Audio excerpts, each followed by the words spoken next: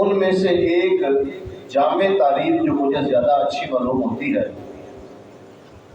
وہ یہ ہے کہ ہر وہ کام جس کے وسائل اور ذرائع نبی علیہ الصلوۃ والسلام کے زمانے میں موجود تھے، آپ علیہ الصلوۃ والسلام نے نہ وہ کام کیا، نہ آپ علیہ الصلوۃ والسلام نے اس کا حکم دیا، اور نہ ہی نبی علیہ الصلوۃ والسلام کے زمانے میں وہ کام کیا گیا، اس کام کو بعد میں خیر القرون گزرنے کے بعد نیکی کا درجہ دے دینا بدعت کہلاتا ہے، ثواب کا درجہ دے دینا، عبادت قرار دینا بدعت ہے۔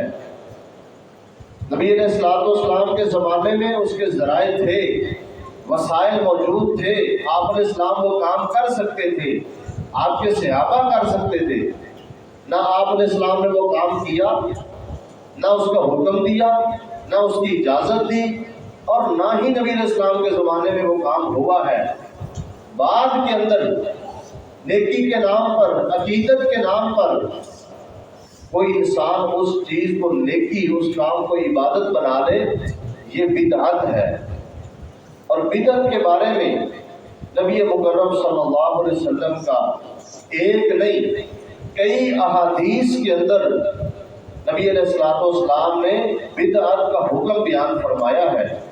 جس طرح کہ آپ احباب ہر جمعے مسنون خطبہ سنتے ہیں، نبی علیہ الصلوۃ والسلام نے اپنی پوری زندگی جتنے خطبے دیے ہیں جن کے اندر آپ علیہ الصلوۃ والسلام نے خطبہ حاجہ پڑھا ہے، ہر خطبے کے اندر، ہر واعظ کے اندر، ہر تقریر کے اندر آپ علیہ الصلوۃ والسلام نے فرمایا کل بدعت ضلالہ، ہر بدعت گمراہی ہے، وکل ضلالۃ فی النار، اور ہر گمراہی انسان کو جہنم میں لے جاتی ہے۔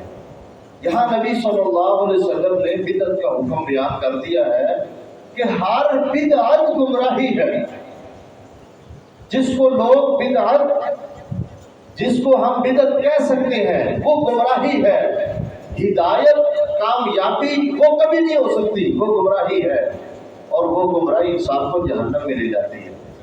کئی احادیث کے اندر آپ علیہ الصلوۃ والسلام نے اپنے صحابہ کو اس بات کا درس دیا، ایاکم ومحدثات الامور، اے میرے صحابہ اپنے آپ کو نئی چیزوں سے بچا کے رکھنا، بدعات سے بچا کے رکھنا، دین کے اندر نئے کاموں سے بچا کے رکھنا، اس لیے کہ کل بدعت ضلالہ، ہر بدعت گمراہی ہے۔ یہ محدثات، یہ نئے کام، یہ گمراہیاں ہیں، ضلالت ہے جو جہنم میں جانے کا سبب ہے۔ شیطان انسان کا اصلی دشمن ہے، وہ انسان کو نیکی کی طرف نہیں آنے دیتا، اطاعت کے کاموں کی طرف نہیں آنے دیتا، اس کو یہ برداشت نہیں ہے، اور اس کی یہ ڈیوٹی ہے، اس نے اپنے اوپر لازم کر رکھا ہے لَأُغْوِيَنَّهُمْ أَجْمَعِينَ، اللہ سے اس نے یہ مقابلہ لگا رکھا ہے کہ میں ان لوگوں کو ضرور گمراہ کروں گا، بس تو مجھے تھوڑی سی مہلت دے دے، قیامت تک مجھے مہلت دے دے، دیکھ پھر میں کیسے تیرے بندے کو گمراہ کرتا ہوں، مخلوق کو گمراہ کرتا ہوں۔ إِلَّا عِبَادَكَ مِنْهُمُ الْمُخْلَصِينَ، بس چند مخلص بندے بچیں گے جن کو اللہ بچا لے۔ بچتا وہی ہے جس کو اللہ بچا لے، جس کے اوپر اللہ کا فضل ہو جائے، اللہ کی رحمت ہو جائے۔ إِلَّا مَا رَحِمَ رَبِّي، جس پر میرے رب کا فضل اور رحمت ہو جائے وہی بچتا ہے، وگرنہ وہ شیطان کے ہاتھ کنڈوں کا شکار ہو جاتا ہے۔ شیطان انسان کے اعمال کو ضائع کروانے کا اس کا ایک بڑا ذریعہ یہ ہے کہ وہ لوگوں کا یہ ذہن بناتا ہے، ان کے دلوں میں یہ وسوسے ڈالتا ہے کہ یہ نیکی کا کام ہے، یہ اچھا کام ہے، اس کو اس انداز سے سر انجام دو، بڑی نیکیاں ملے گی، بڑا ثواب ملے گا۔ کیا شیطان بھی کبھی انسان کو نیکی پہ لگا سکتا ہے؟ نہیں لگائے گا۔ شیطان اپنا مطلب نکالتا ہے، اپنا کام کرتا ہے، اپنی ڈیوٹی پوری کرتا ہے، اس کا اپنا ایک مقصد ہے، اس کا اپنا ایک ٹارگٹ ہے جو اس نے متعین کر رکھا ہے، اس کے لیے وہ 24 گھنٹے محنت کرتا ہے۔ تو ہمارے بہت سارے مسلمان شیطان کے ہتھ کنڈوں کا شکار ہو چکے ہیں۔ شیطان نے ان کو قرآن و سنت کے راستے سے موڑ دیا ہے۔ وہ جو راستہ نبی علیہ الصلوۃ والسلام دے کر گئے تھے، آپ نے فرمایا تھا علیکم بسنتی وسنت الخلفاء الراشدین المہدیین وعضوا علیہا بالنواجذ وإیاکم محدثات الامور۔ نبی علیہ الصلوۃ والسلام نے، یہ سنن نبی داؤد کی حدیث ہے، آپ نے فرمایا تھا اپنے صحابہ کو میری سنت کو لازم پکڑ لو، میرے بعد خلفائے راشدین میرے صحابہ کی سنت کو لازم پکڑ لو، اس کو اتنا مضبوطی سے پکڑو جیسے تم اپنی داڑھوں کے اندر کوئی چیز مضبوطی سے پکڑ لیتے ہو۔